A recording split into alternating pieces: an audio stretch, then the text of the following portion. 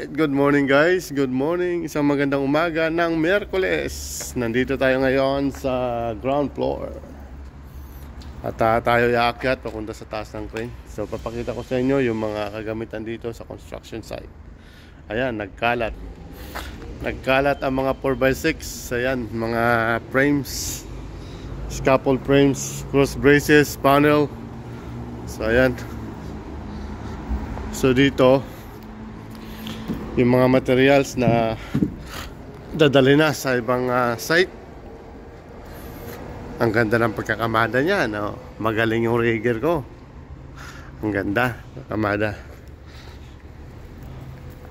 So kung saan dito sa mga dadaanan ko, marami kayong makikita ang sari-sari. May basura, may hindi basura, no? Joke lang yun mga idol, mga kabayan. So alam niyo naman sa construction talaga namang maraming ano dyan, oh. Maraming mga debris.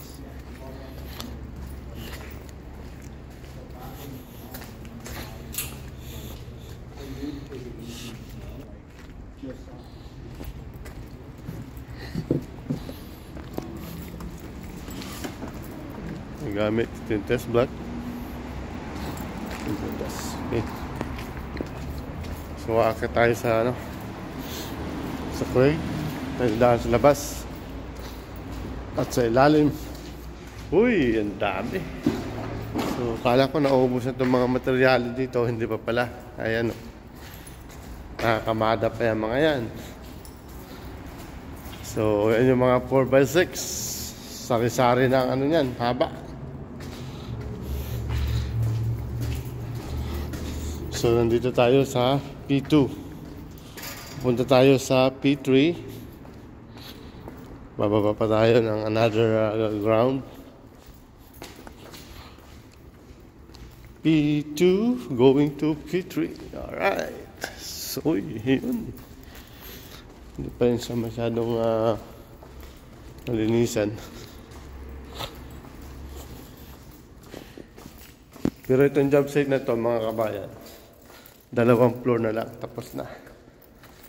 Ano, tayo dito, malinis na dito, wala masyadong ikot ko kayo palibot, wala na. Wala na masyadong materialis. Ayan, makapansin nyo. Malinis na dito sa area na to. See? Maluwang. Wala na, okay na. So ngayon, dito naman tayo sa crane base, aakyat. So mataas-taas, siguro mga less than 10 minutes, nandun tayo sa taas, sa tuktok. Okay, ito yung crane base, malinis. So may konting tubig, pero hindi naman nakaka-apekto yan sa ating Hamalaga, malinis yung crane base. Pagkakit mo ng crane, keep on eye on it. Doon sa mga bolt, kailangan kompleto yung mga hardwares niya. All the way there, every floor. Okay guys. So maaga yung layout ngayon. Kasi nabuhos kami kahapon, ngayon layout. Bakbaka na naman ngayong araw na to.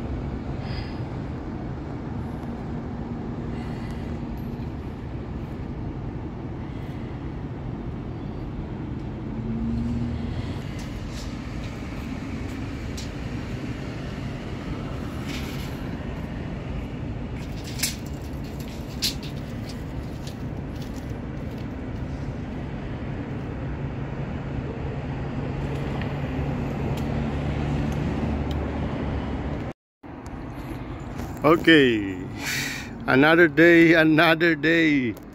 So akit tayo dun sa taas. Bali na i-turn on ko na yung machine. So nandito tayo sa sa pinakang D-ring nung D-ring area at ng mga electrical system ng crane. So konti na yung grasa. Kailangan na to, malagyan na ng panibago. Yan yung mga electrical wiring. So bali akit tayo ngayon sa taas para sa likod, para inspection natin yung mga gamit, kung kumpleto pa ba yung mga hardware. Ayun, so dito tayo, akit tayo. Nandito na ako sa likod at sa taas ng crane, mga idol. So ayan na, konting inspection lang tayo ngayon dahil busy tayo maghapon, dahil kabubuhos lang kahapon ng aming concrete slab. So ngayon sigurado busy maghapon. Kailangan itayo yung columns, lahat na pwedeng itayo, kailangan itayo. Saka yung ibang trade, maraming mga delivery na darating, kailangan natin i-lift yan. So ito, kaya kailangan inspection natin yung crane bago natin i-maniobra. So okay naman yung kanyang mga wheels, mga pin keepers. So importante dito itong wire rope cable, kailangan wala mga broken line. So otherwise magkakaroon tayo ng problema dyan. So far so good. Yung motor nya walang leak. Okay. Yung grasa ng wire rope cable still okay. So walang problema. Maghapon mapapalaban tayo. So check natin yung ibang area at parte ng crane. Ayan. Kung makapansin nyo naman yung pagkakamada ng kanyang wire rope cable sa pinakang wind drum nya, okay naman. So walang problema dyan. Maganda. Okay, so far so good. So at yung butas na yan, dyan tayo lalabas mamaya. So ngayon pupunta tayo sa likuran para i-check yung mga parts ng crane. So okay. Ayan. So bali yung black na yan, yan parang windmill. Yan yung water vane. Kaya yan yung water vane, o yan yung wind odometer natin. So yan yung nagsasabi kung ilang miles na yung hangin or kilometers. Alright. So punta tayo sa likod. Ayan yung floor ng ating crane dito sa sa likod. So may lubid ako dyan. Kung sakasakaling magkaroon man ng sunog, lalambitin na lang ako dyan. No, hindi ganun. So ganito. So nandito ako sa likuran para i-check yung iba yan. Konting uga-uga, kipo na unit sa mga pin keepers. Ayan, okay naman, walang problema. Yung ating blocks, yung ating counterweight, yan tinatawag na counterweight sa likod na yan, yan dami yan, yan, or counterbalance, yan nga, counterweight, balance. Alright, so wala na nga problema. So nagkakaroon lang ng tayo ng ibon. Okay, so far so good. At maganda ang panahon ngayon dahil sumikat na yung araw, yun, sa South Silangan. Ganda ng araw ngayon. Marami akong neighbor crane dito.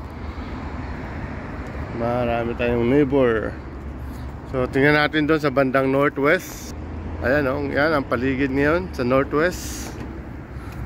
Maganda, northwest. Yung ating neighbor crane, maya maya gagana na yan, 7:30. Okay. So shout out po sa inyong lahat. So bago natin i-end tong ating video, shout out sa inyong lahat, to all people watching this video. Hindi ko alam kung saan dako man kayo, kung saan dako man makarating itong video na to. Shout out sa inyong lahat. Magandang umaga, magandang gabi. Bye bye and thanks.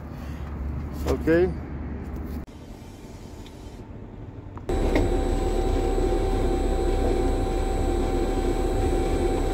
Concrete day. Buhos kami ng column ngayon mga kabayan. Columns. Alright. So bali pangatlong truck na to. Dahil binuhusan din namin yung elevator, saka 10 poste ng columns.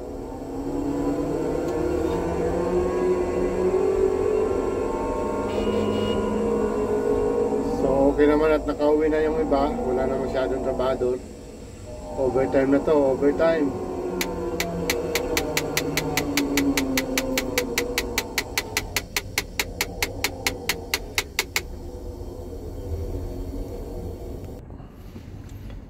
So bali yung nagbubuhos, dalawang Espanyol galing sa Espanya. Ayan. So bali bukas busy rin kami sa pagtatayo ng mga scaffold para makapag-digging na rin sila, makapaglatag ng plywood, 4x6, etc. etc.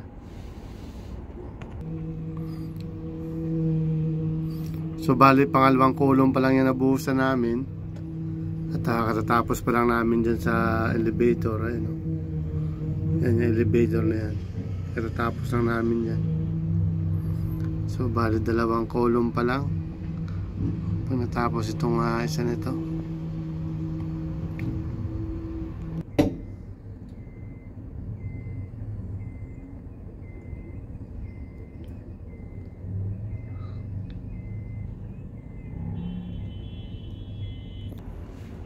Bali yung dalawang nagbubuhos nakasakay sa Genie GS3246.